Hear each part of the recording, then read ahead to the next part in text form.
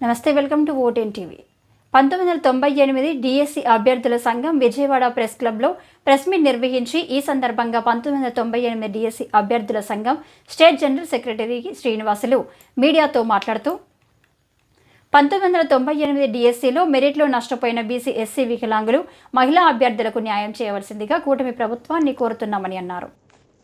గత ప్రభుత్వంలో 2023 ఏప్రిల్ నెలలో ఓపెన్ మెరిట్ ప్రాతిపదికన 1998 డిఎస్సి వారికి ఎస్ పద్ధతిలో ఉద్యోగాలు ఇవ్వడం వలన కర్నూలు, కడప, గుంటూరు, తూర్పుగోదావరి, పశ్చిమ గోదావరి, నెల్లూరు, కృష్ణా, ప్రకాశం జిల్లాల్లో ఉన్న బీఎస్సీ, ఎస్సీ, వికలాంగుల, మహిళా అభ్యర్థులకు తీవ్ర అన్యాయం జరిగింది. అదేవిధంగా క్యారీ ఫార్వర్డ్ పోస్టులు కొన్ని జిల్లాలకే న్యాయం చేసి ఆనాడు ఉన్న పోస్టులను ప్రామాణికంగా తీసుకొని కనీసం ఆయా కేటగిరీలో మెరిట్ ప్రాతిపదికన ఇవ్వకుండా, అలాగే రూల్ ఆఫ్ రిజర్వేషన్ పాటించకుండా ఓపెన్ మెరిట్లో ఇవ్వడం ద్వారా అర్హత ఉండి ఉద్యోగ అవసరం ఉన్నవారికి రాకుండా పోయిందని అన్నారు. అదే సందర్భంలో సర్టిఫికేట్ వెరిఫికేషన్ కారణంగా ఒరిజినల్ సర్టిఫికెట్లు తాము అప్పటికే పనిచేస్తున్న ప్రైవేట్ పాఠశాల నుండి వెనక్కి తీసుకొని రావడం వల్ల ఆ ప్రైవేటు ఉద్యోగాల్లో ఇటు ఎంటీఎస్ టీచర్ ఉద్యోగం అవకాశం లేకుండా మా జీవన ఉపాధి నష్టపోయామని తెలిపారు. 1998 డిఎస్సిలో అర్హులైన అభ్యర్థులు ఎస్టీఎన్టీఎస్లో ఉద్యోగం చేరడానికి ఇష్టం ఉన్నవారు తమ బిల్లింగ్ ఇవ్వాలని ప్రభుత్వం ఆన్లైన్లో వెబ్సైట్ ఓపెన్ చేసింది. ఇందులో 6,800 మంది అభ్యర్థులు బిల్లింగ్ ఇచ్చారు. 2,800 మంది సర్టిఫికేట్లు వెరిఫికేషన్ చేయించుకున్నారు. Welding memo number GO number 27లో ఎలాంటి నిబంధనలు ఓపెన్ మెరిట్ ప్రకారం జాబ్ ఇస్తామని తెలపలేదు. కానీ అపాయింట్మెంట్ మెమోలో మాత్రం కేవలం ఓపెన్ మెరిట్ దారే సెలెక్ట్ చేశామని మెన్షన్ చేశారు.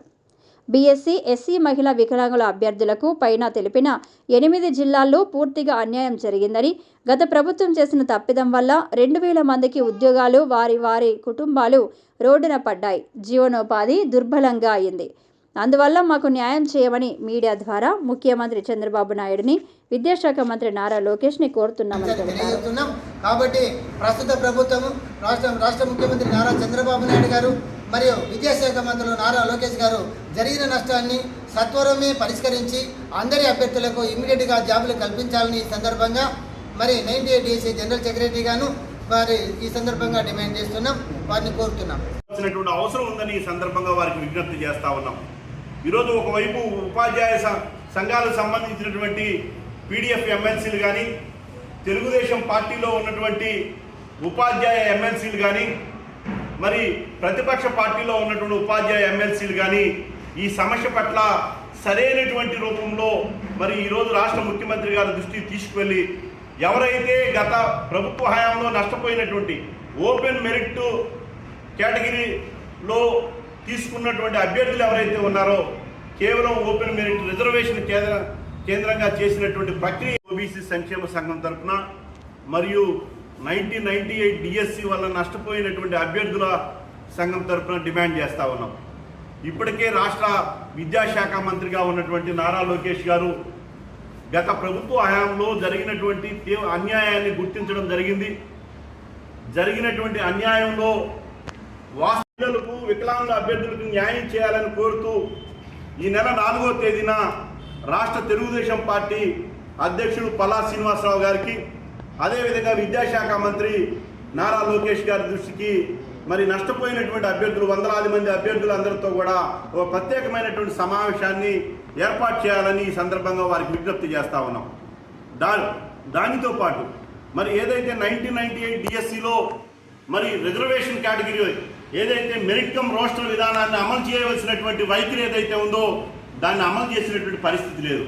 మరి గత ప్రభుత్వ హయాంలో తీవ్రంగా బీసీ వర్గాలకి, ఎస్సీ వర్గాలకి అన్యాయం జరిగితే ఆ అన్యాయాన్ని సరిదిద్దవలసినటువంటి బాధ్యత ప్రస్తుత రాష్ట్ర ప్రభుత్వం మీద, రాష్ట్ర విద్యాశాఖ మంత్రిగా ఉన్నటువంటి నారా లోకేష్ గారి మీద బాధ్యత ఉందని ఈ సందర్భంగా గుర్తు చేస్తూ ఉన్నాం. ఏదైతే గత ఎన్నికల సమయంలో మీరు ఇచ్చినటువంటి వాగ్దానాల్ని మరి అమలు మరి క్యారీ ఫార్వర్డ్ పోస్టులన్నీ కూడా మరి కొన్ని జిల్లాలకే పరిమితమైనటువంటి పరిస్థితి మనం చూసాం. గత ప్రభుత్వ హయాంలో ఉద్దేశపూర్వకంగా బీసీ, ఎస్సీ అభ్యర్థులకి, వికలాంగుల అభ్యర్థులకి తీవ్రమైనటువంటి అన్యాయం చేశారు. ఎప్పుడో మనం చూసాం ఈరోజు రిజర్వేషన్ల ప్రక్రియ అమలు జరిగేటప్పుడు తప్పనిసరిగా మెరిట్ కమ్ రోస్టర్ విధానాన్ని అనుసరించవలసిన అవసరం ఉంది.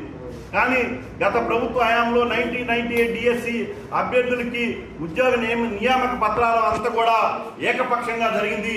ఆ ఏకపక్షంగా తమకు సంబంధించినటువంటి వర్గీయులకి, తమకు సంబంధించినటువంటి అనుకూలమైనటువంటి వ్యక్తులకి మరి ఈరోజు ఉద్యోగ అవకాశాలు కల్పించినటువంటి నేపథ్యంలో మొత్తంగా 1998 డిఎస్సిలో జరిగినటువంటి అన్యాయం ఏదైతే ఉందో మిగిలినటువంటి పోస్టులన్నింటి మీద కూడా సమగ్రమైనటువంటి అధ్యయనం చేయవలసినటువంటి అవసరం నారా లోకేష్ గారి మీద ఉంది. వారు ఇప్పటికే ఆ విషయాన్ని కూడా ప్రకటించి ఉన్నారు.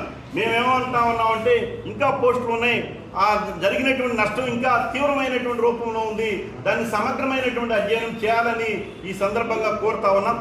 అదేవిధంగా ఏదైతే నష్టపోయినటువంటి అభ్యర్థులకి న్యాయం జరగనటువంటి పక్షంలో మరి భవిష్యత్తు కార్యాచరణ తీసుకోవాల్సినటువంటి అవసరం కూడా మరి ఈ అభ్యర్థులు గత 2.5 దశాబ్దాలుగా ఈ అభ్యర్థుల్లో చాలామంది మరణించినటువంటి పరిస్థితి ఉంది, కరోనా సమయంలో కానీ అంతకుముందు కానీ. అదేవిధంగా ఈ ఉద్యమంలో అనేక మంది నష్టపోయి ఇతర చిన్న చిన్న వ్యాపారాలకి చిన్న చిన్న కూలి పనులు చేసుకున్నటువంటి పరిస్థితి కూడా, దయనీయమైనటువంటి పరిస్థితులు కూడా ఉన్నాయి. కాబట్టి రాష్ట్ర ప్రభుత్వం మానవతా దృక్పథంతో చర్యలు తీసుకోవాలని ఈ సందర్భంగా కోరుతాం. ఇట్లా వరప్రసాద్ యాదవ్, ఓబీసీ సంక్షేమ సంఘం జాతీయ అధ్యక్షుడు.